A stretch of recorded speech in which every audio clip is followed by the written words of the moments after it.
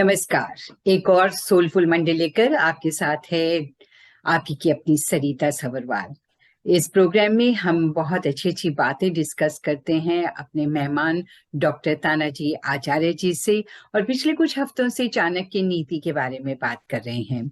और दोनों प्रोग्राम्स आपने बहुत पसंद किए और अपने व्यूज भी तानाजी तक भी पहुंचाए, मुझ तक भी पहुंचाए हैं।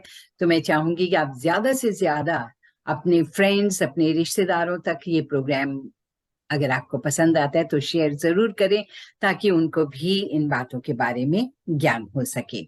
आइए सबसे पहले मिलकर स्वागत करते हैं डॉक्टर तानाजी आचार्य जी का, जो कि हिंदू फिलोसोफर हैं।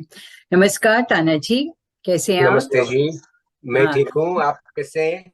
बस ठीक हूँ। लास्ट वीक का प्रोग्राम भी काफी पसंद किया गया, और हमारे साथियों ने अलग से भी मुझे व्हाट्सएप पर भी बहुत से कमेंट्स लिखकर भेजे हैं। तो उन सबका मैं थैंक्स करना चाहूंगी। नाम याद रखना और नाम लेना भूल जाती हूँ, सरिता भुलक्कड़ है, पर आप सबका मैं तहे दिल से धन्यवाद करना चाहती हूँ। सो चाणक्य जी की नीतियां तो सभी बहुत अच्छी हैं, चाहे वो धन को लेकर ले ले, मन को लेकर ले, या घर परिवार के साथ जुड़ी हो, कोई भी बात हो, राजनीति से जुड़ी हो, तो सारी ये बातें बहुत पसंद आती हैं सभी को। तो मैं ये पढ़ रही थी तानाजी कि इंसान जिस देश में पैदा होता है या जिस घर में पैदा होता है, जरूरी नहीं होता कि उसका दाना पानी सारी जिंदगी वहीं लिखा हुआ है। वो मूव कर जाता है, किसी दूसरे देश चला जाता है। और बहुत पहले चाणक्य जी ने भी ये कहा कि अगर जिस देश में आपके लिए अच्छा काम नहीं है, अच्छी जॉब नहीं मिल सकती है, उस देश में आपको सम्मान नहीं मिल सकता है जो कि आप डिजर्व करते हैं। जैसे कि किसी ने बहुत पढ़ाई कर ली लेकिन उसको उसके मुताबिक जॉब नहीं मिल रही है, उसको वैसा सम्मान नहीं मिल पा रहा है, तो उसे उस देश में नहीं रहना चाहिए। Do you agree with this?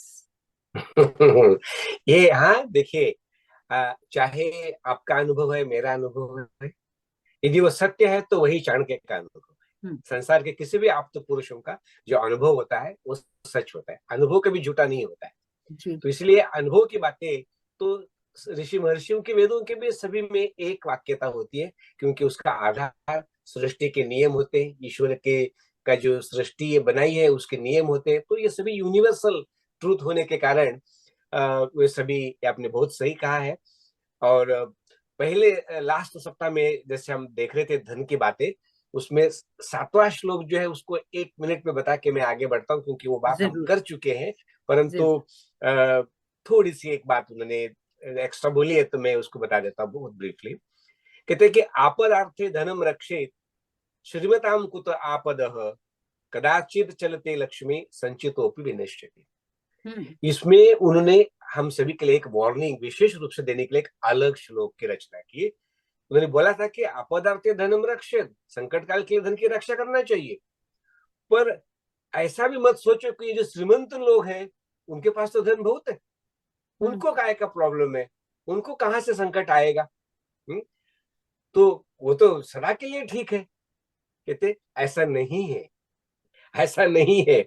आज जो राजा है वो कल रंक बन सकता है, जो कल हम्म। रंक है आज राजा बन सकता है। राजवंश। दुनिया में लाखों एग्जाम्पल उसके हैं, पर हम लोग ग्रांटेड लेते हैं कि जिसका पैसे है तो पैसे वाला ही रहेगा, और जो गरीब है तो वो गरीब ही रहेगा। गरीब है। परंतु ऐसे ऐसे लोग हैं जो शुरू में उस होटल में वेटर की तरह काम शुरू करते हैं, हम्म। और करते करते करते वो होटल के मैनेजर, उसके मालिक बन जाते हैं, और बिल्कुल। होटलों की चेन बना देते हैं, और जो हाँ। व्यक्ति उनका मालिक था वो उनका नौकर बन जाता हाँ। है। सभी कुछ बिल्कुल। हो सकता है। समय सभी कुछ समय हो की सकता है। बात। या। समय समय की बात होती है, इसलिए लक्ष्मी को चंचल कहा हुआ है। हम्म। ये बहुत चंचल लक्ष्मी है। तो इसलिए ये ग्रांटेड मत लेना कि गरीब गरीब रहेगा, श्रीमंत श्रीमंत रहेगा। ऐसा नहीं है। गरीब का श्रीमंत होगा, श्रीमंत का गरीब होगा। ये लक्ष्मी 1 मिनट में कहां से कहां चली जाएगी, ये कुछ नहीं गॉड कह नोज। सकते। कुछ नहीं पता है। इवन इवन इवन चोरी की बात भी देख लीजिए ना। अभी वो भीख मांग रहा था, चोरी कर ले तो 1 मिनट में मिलीनियर बन गया, और जो मिलीनियर हाँ। था वो भीख मांग रहा। मतलब सो मेनी बिल्कुल। Reasons, God knows. तो कभी भी ऐसा सोच मत लेना कि आज हम ऐसे बड़े पैसे वाले हैं तो पैसे वाले रहेंगे, गरीब है तो गरीब ही रहेंगे, ऐसा नहीं है। परिस्थिति बदल सकती है। पैसा बहुत, लक्ष्मी बहुत चंचल है, वो ये कहते हैं। इसलिए बोला कि कदाचित चलते लक्ष्मी, इसका कुछ नहीं पता है, ये लक्ष्मी यहाँ से निकल चली जाएगी तो संचित किया हुआ धन भी नष्ट हो जाता है। बड़े बड़े बैंक बैंकरप्ट हो जाते हैं, बड़े बड़े देश बैंकरप्ट हो जाते हैं। अचानक अब देखिए ना, ये यूक्रेन का और रशिया का युद्ध क्या शुरू हो गया, सारे दुनिया में रिसेशन आ गया बिल्कुल। अचानक। कितनों या के बड़े बड़े दुकानें बंद हो गई, बड़े बड़े फर्म्स, बिजनेस बंद हो गए, लोगों के लिए खाने पीने के लिए मैंने महंगाई इतनी हो गई कि मुश्किल हो गया। तो किसने सोचा था कि ये यूक्रेन का यूक्रेन है। वॉर होगा और हमें पेट्रोल और रोज का खाना पीना इतना महंगा होगा बिल्कुल। और हमारा जीवन इतना दुभर हो जाएगा। हम्म। तो इसीलिए ये ग्रांटेड मत लीजिएगा। तो ये सोच के चलो कि जो लक्ष्मी अपने परिश्रम से बनाई है, उसकी उसकी रक्षा करो।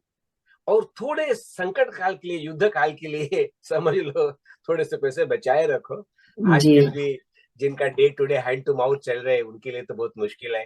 पर जिसके पास दो पैसे संचित है तो वो फिर भी निकाल लेंगे, एक दो वर्ष, हाँ जी। एक दो वर्ष हमने निकाल लेंगे। ये सॉर्ट ऑफ रीकैप हो गया, हमारे पिछले प्रोग्राम का रीकैप हमने कर दिया।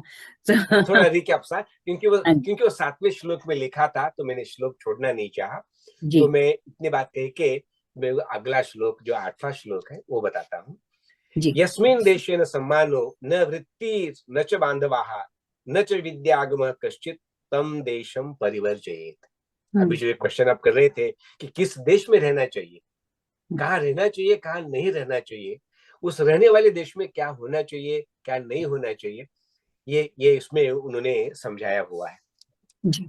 तो कहते हैं कि यस्मिन् देशेन सम्मानो, हमें ऐसे देश में रहना चाहिए जिस देश में हमें कुछ सम्मान मिले, कोई रिस्पेक्ट हो, कोई अपनी पहचान हो, और आप पास पास ऐसे रिस्पेक्टफुल लोग हो जहाँ रिस्पेक्ट नहीं, अपमान है, अनादर है, ऑलवेज लोग आपको पुट डाउन करते हैं। तो ऐसे देश में, ऐसे रहने घर का में, कोई मतलब ऐसे समाज में रहने का कोई मतलब बनता नहीं है। वो नरक होता है एक तरह से। जी। प्रत्येक व्यक्ति का स्वभाव होता है, सबको लगता है थोड़ा मुझे मान सम्मान मिले, है? तो वो सबको अधिकार है, सबको मिलना भी चाहिए। और हम तो ऐसे हैं कि अपने घर परिवार में ना अपनों का रिस्पेक्ट करते कई बार, और कई बार नौकरों का भी नहीं करते, और कुछ लोग ऐसे होते किसी का सम्मान ही नहीं करते, जी। चाहे वो कोई भी कारण है।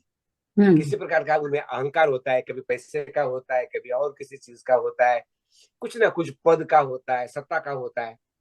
तो वो दूसरे लोगों को, जो दलित थोड़े से गरीब लोग होते हैं ना, उन लोगों का अपमान करते रहते हैं। जी। परंतु चाणक्य कहते हैं कि अपमान करना जो है किसी को अलाउड नहीं है, किसी को जी। किसी का अपमान करना अलाउड अलाउड नहीं है। तो सबको सम्मान मिलना चाहिए, और समझदार व्यक्ति को भी चाहिए कि वो ऐसे ही देश में रहे जहां अपने को रिस्पेक्ट मिलता है। और रिस्पेक्ट नहीं मिलता तो better you live that home, better you live that country. नहीं तो क्या है कि सब कुछ भी है, मान अपमान नहीं, तो वो जीना कोई अच्छा जीना नहीं है।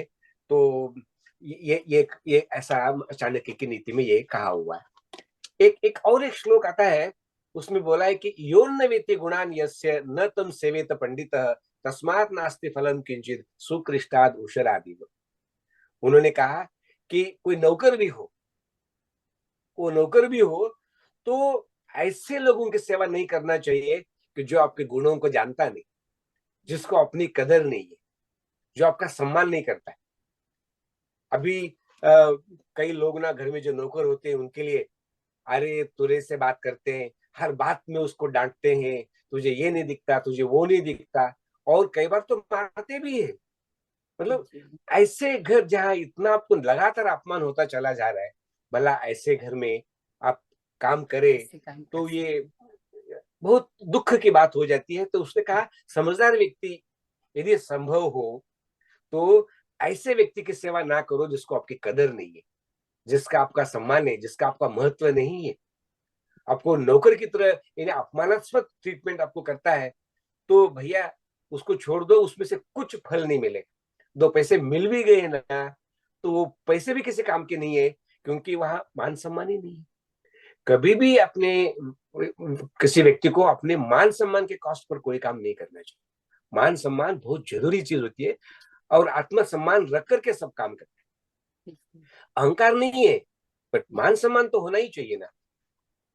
तो और नहीं तो जो है सारी आपकी जो कमाई है वो सभी बेकार है। ऐसे जगह पे आपको रहना नहीं चाहिए।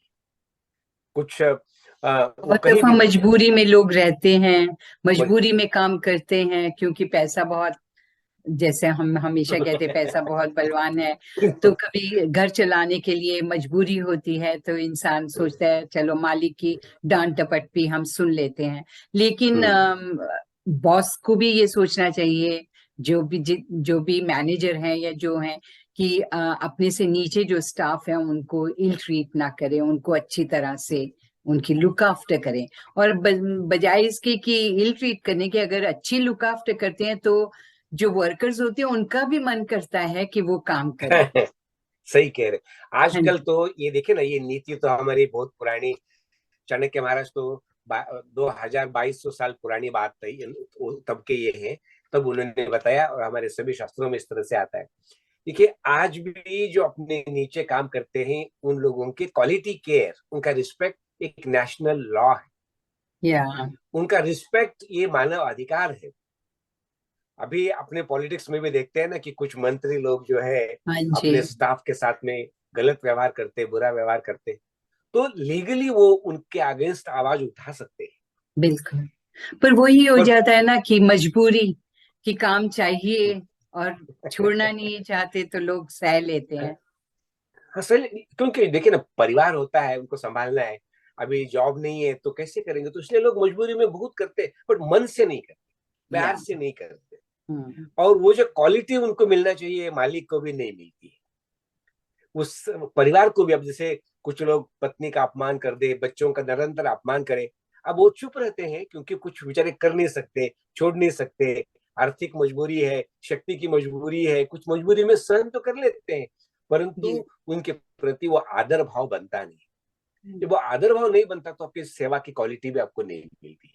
जी मैंने ऐसे ऐसे लोगों को देखा है, जीते जी तो कुछ किया नहीं जी, अपमान ही करते रहे, अपमान करते रहे। पर एक समय ऐसा आ जाता है, आया, कि वो अंत में बीमार हो गए। हम्म, होता है, कुछ ना कुछ कारण होता है। तो उनको, उनके जो दूसरे दूसरे लोग थे और परिवार के और नौकर, उनके ऊपर डिपेंडेंट होना पड़ा।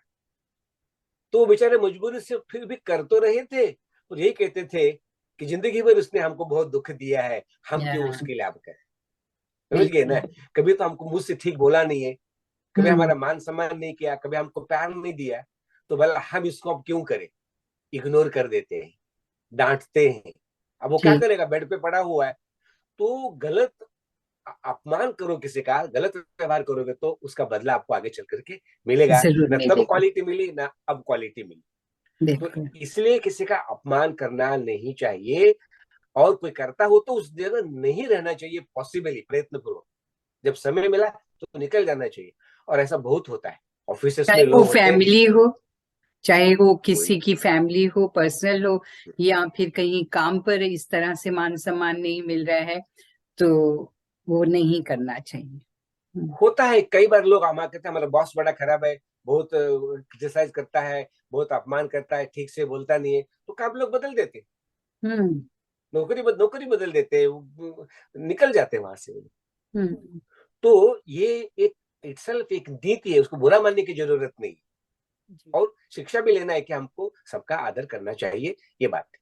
दूसरी बात उन्होंने बोली चाणक्य ने, कि उस देश में नहीं रहना चाहिए जहां पर न वृत्ति ही का मतलब ब्रेड एंड बटर हमको मिलता नहीं है, एम्प्लॉयमेंट नहीं है, नौकरी नहीं है, खेती नहीं हो सकती है, कुछ सुविधाएं वहां पर नहीं हम अपने जीने के लिए बना पाते, है ना। जीवन का व्यवहार हम नहीं कर सकते वहां पर, तो ऐसे जगह पे रहना नहीं चाहिए। अभी देखो ना, हम सारे लोग भारत छोड़ के कभी इस देश में आ गए, क्योंकि उस समय ऐसी हालत भारत की हो गई थी कि वहां तो ना जॉब था, ना कुछ जीने का तरीका था, और कुछ तो लोग कंट्री छोड़ करके फिर जहां जगह मिली, अफ्रीका गई, कुछ इंग्लैंड गई, कुछ कनाडा गए, कुछ अमेरिका गए। वो तो होना ही था, क्योंकि वहां वृत्ति नहीं थी, एम्प्लॉयमेंट नहीं थी, जीने का कोई साधन नहीं था। और इवन भारत में भी हमने देखा कि उत्तर प्रदेश में से, यूपी में से बिहार में से कुछ लोग जो है पहले तो ठीक थे, पर धीरे धीरे जब वहां का रहना मुश्किल हो गया, वहां पर नौकरी नहीं, कुछ नहीं, मजबूरी आ गई, तो सीधा छोड़ के सभी शहरों में, कोई दिल्ली गए, कोई मुंबई गए, कोई गुजरात चले गए। भाई क्यों चले गए? क्योंकि वहां इतना क्राइम था, वहां इतनी भुखमरी थी। तो ऐसे भुखमरी के देश में कौन जाएगा वहां पर, क्यों रहेगा वहां पर? तो इसलिए एम्प्लॉयमेंट हो, वहां रहने के कुछ ना कुछ साधन होना चाहिए, चाहे खेती हो, चाहे बिजनेस हो, चाहे नौकरी हो, कुछ तो हो। तो कुछ कुछ ऐसे उजाड़ देश में और ऐसे निर्धन जगह में जहां पर कोई ब्रेड बटर हमारा चलता नहीं, लोग जीवन चलता नहीं, तो ऐसे जगह पे हमको नहीं जाना चाहिए, वहां से माइग्रेट होकर चले जाना चाहिए। पीछे मैंने देखा था हमारे उधर भारत में एक बार अकाल पड़ गया था 1972 में, बारिश ही नहीं हुई, तो लिटरली किसान लोग अपने घर परिवार और बैलों को लेकर के गांव गांव छोड़ के चले गए, और जो पूरा दोबारा बारिश हो गई तब हो गई, तो तब जाकर के वो वापिस आ गए। तो ऐसे देश में नहीं रहना है जहां पर कोई एम्प्लॉयमेंट या कोई जीने का साधन नहीं बनता है। और तीसरी बात बोली नच बांधवाहा, भाई जहाँ अपने बंधु लोग नहीं है, कोई परिवार नहीं है, अपने माँ बाप नहीं है, तो ऐसे ऐसे देश में जाना नहीं चाहिए, और वहां से निकल के हो सका तो अपने घर परिवार बंधु बांधवों के बीच में रहना चाहिए, सुरक्षा होती है। परिवार सुरक्षा है, बंधु बांधव सुरक्षा है, वो सुरक्षा के बीच में रहना चाहिए। और एक जगह ऐसा कहा कि किम दुखम, जीवन में दुख क्या है? तो कहते विदेश गमनम। शंकराचार्य ने कहा कि जीवन में दुख क्या है? तो कहते विदेश गमनम।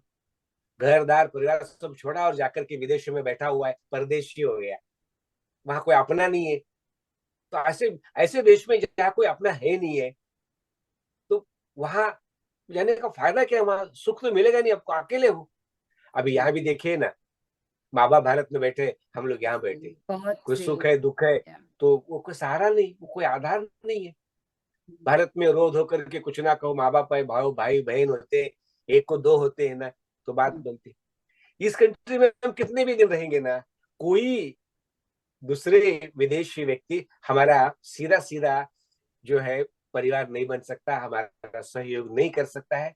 इसलिए is nothing like home in the world.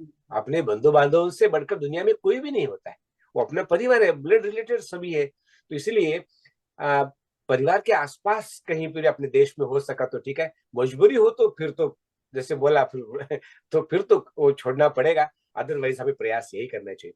चौथी बात बोली नच विद्यागम कश्चित। आज कोई कोई कोई रिस्पेक्ट नहीं है, कोई वहां जीने का साधन नहीं है, कोई अपने कोई बंधु बांधव परिवार माँ बाप वहां नहीं है। और चौथी बात बोली कि जहाँ कोई विद्या का आगम भी नहीं है, जहाँ से कोई आगे विद्या की बढ़ने का। प्राप्ति होती हो, वो भी नहीं है। आजकल भी देखते हैं ना, हमको विद्या की प्राप्ति के लिए कोई अमेरिका जा रहा है, कोई इंग्लैंड जा रहा है, कोई चाइना जा रहा है, कोई रशिया जा रहा है, रशिया के लोग इंडिया जा रहे हैं। भाई विद्या की प्राप्ति करनी है तो जहाँ विद्या है वहां तो जाना पड़ेगा, जाना चाहिए। पर ना धन है, ना मान है, ना विद्या है, तो उस देश में जाकर करोगे क्या?